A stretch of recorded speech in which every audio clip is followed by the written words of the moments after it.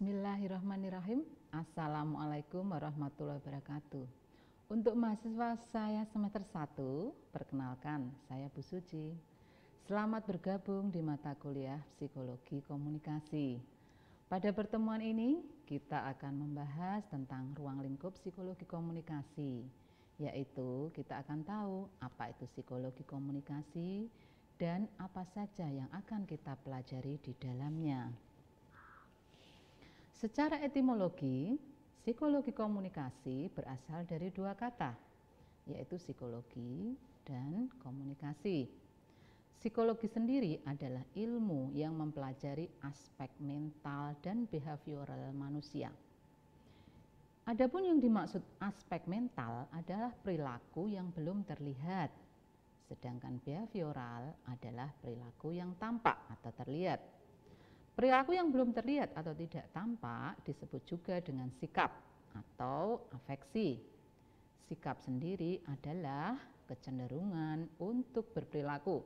Misalnya, sikap agresif yaitu kecenderungan untuk berperilaku agresif dan sebagainya. Adapun behavioral atau perilaku yang tampak, yang observable, yang bisa diamati oleh panca indera. Misalnya, perilaku agresif bisa diamati ketika seseorang memukul, seseorang menampar, menendang, dan sebagainya. Adapun komunikasi adalah ilmu yang mempelajari tentang proses penyampaian pesan dari pengirim atau komunikator ke penerima atau komunikan melalui media dengan efek tertentu. Jadi kalau kita ingin memahami apa itu psikologi komunikasi, adalah ilmu yang mempelajari perilaku mental dan behavioral dalam proses penyampaian pesan. Dengan kata lain, psikologi komunikasi mempelajari perilaku manusia dalam berkomunikasi, baik itu perilaku verbal maupun perilaku non-verbal. Perilaku verbal adalah perilaku manusia ketika menggunakan bahasa, sedangkan perilaku nonverbal adalah perilaku berkomunikasi ketika manusia menggunakan isyarat.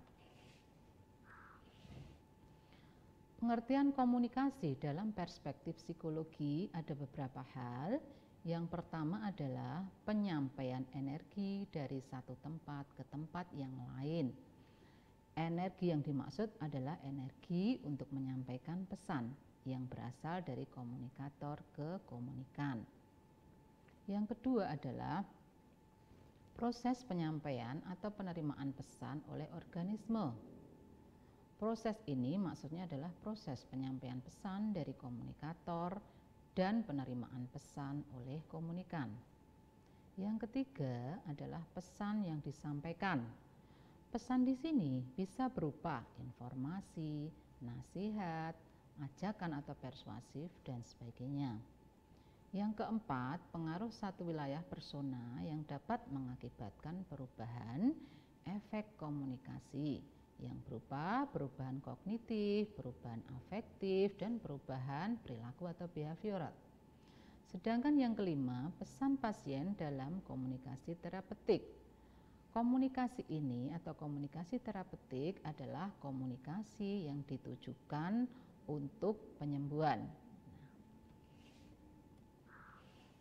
Bagaimana psikologi melihat penerimaan pesan oleh indera?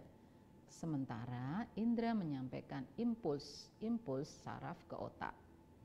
Dalam proses komunikasi, hal ini disebut dengan decode atau decoding dan encode atau encoding, yaitu proses menyandi atau menerjemahkan pesan untuk dipahami oleh komunikator maupun komunikan sehingga terjadilah yang namanya feedback atau umpan balik. Psikologi juga melacak faktor yang mempengaruhi sebuah sumber dapat efektif dalam mempengaruhi orang lain, sementara sumber lain tidak. Mengapa demikian? Nah, hal ini membahas tentang efektivitas komunikasi.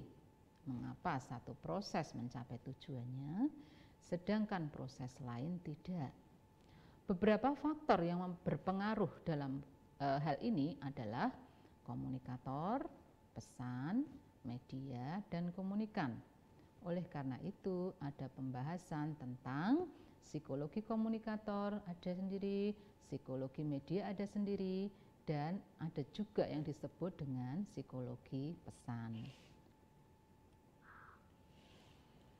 Psikologi mempelajari tentang proses penerimaan pesan, di mana individu menerima informasi, mengolahnya, menyimpannya, dan menghasilkan kembali melalui tahap-tahap yang disebut sensasi, persepsi, berpikir, dan memori. Sensasi adalah penerimaan stimulus melalui indera yang meliputi aktivitas melihat, mendengar, meraba, mencium, atau merasakan objek. Dilanjutkan dengan persepsi, yaitu proses memaknai objek atau pesan. Memori merupakan proses menyimpan pengalaman. Sedangkan selanjutnya berpikir adalah proses dalam mengambil keputusan atau melakukan feedback atau respon. Adapun yang disebut dengan komunikasi terapeutik adalah komunikasi yang bertujuan untuk penyembuhan. Jadi, ketika seseorang mengalami gangguan mental, maka ia akan diterapi dengan obat dan diterapi dengan komunikasi. Terapi komunikasi melibatkan bagaimana menerapkan prinsip-prinsip komunikasi interpersonal antara terapis dan klien.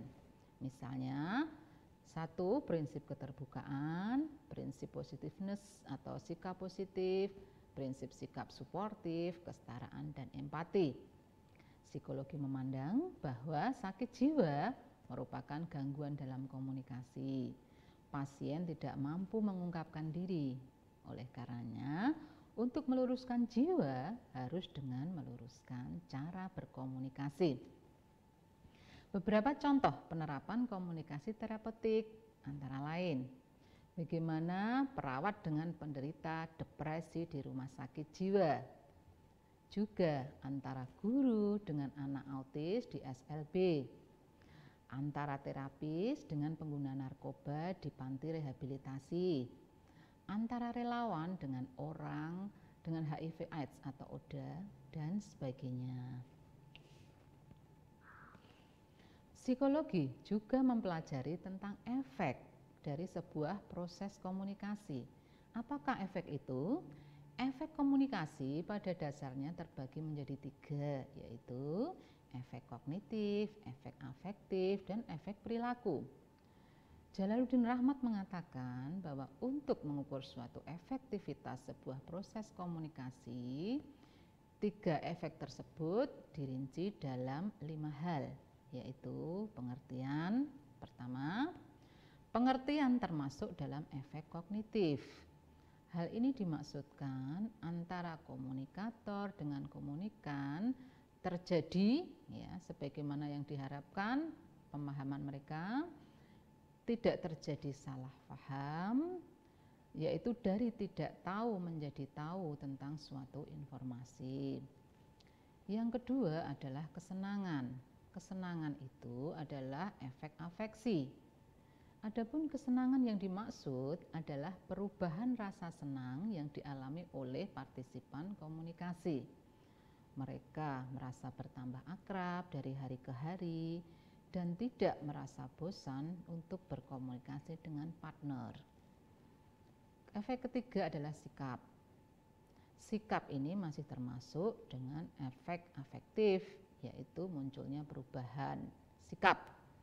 Dengan komunikasi contohnya, maka orang yang tidak setuju akan menjadi setuju, yang tidak suka akan menjadi suka, yang tidak mendukung akan menjadi mendukung, dan sebagainya. Kajian ini akan dibahas secara lebih mendalam melalui kajian komunikasi persuasif pada bab terakhir di mata kuliah ini. Efek selanjutnya adalah hubungan sosial yang baik. Artinya bahwa perubahan perilaku mencakup hubungan yang semakin membaik antara komunikator dan komunikan. Meningkatnya keintiman, salah satu indikator yang menjadi penanda dalam hubungan sosial yang semakin membaik dari hari ke hari.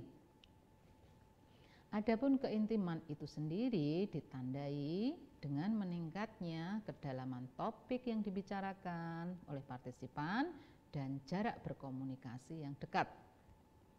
Selanjutnya tindakan. Tindakan merupakan perubahan perilaku yang terlihat ketika partisipan komunikasi memperlihatkan perubahan perilaku.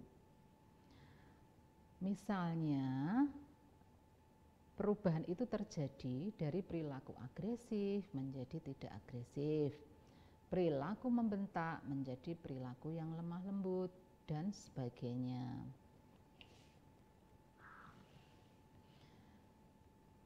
Demikian yang dapat saya sampaikan. Semoga bermanfaat untuk kalian semua.